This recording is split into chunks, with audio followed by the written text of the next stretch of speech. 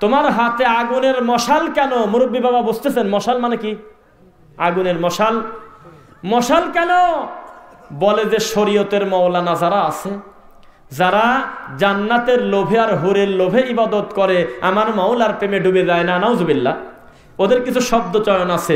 একটা গ্লাসের মধ্যে একটু লবণ দিয়ে চিনি দিয়ে যদি এরকমকে টান মেরে দেন, তাহলে পানির সাথে মিশে একাকার হইলো। ওরা বলতেছে আমার রবের প্রেমে ডুবে দেওয়া লাগবে। আল্লাহর প্রেমে যারা ডুবে নাই, যারা জান্নাতের লোভে ইবাদত করে, আমি এই হাতের আগুন দিয়ে আজকে জান্নাত পোড়া দিবে চলে গেলাম, তাদের আকীদা।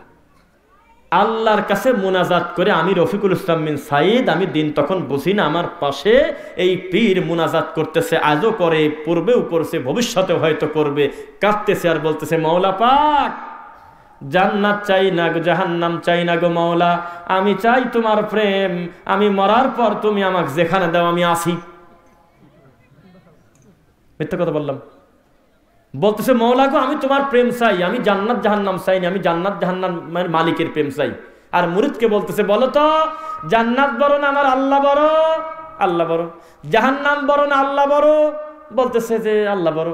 জাহান্নাম থেকে বাঁচাটা বেশি জরুরি না জাহান্নামের মালিক যে তার থেকে বাঁচাটা বেশি জরুরি? কয় তার থেকে।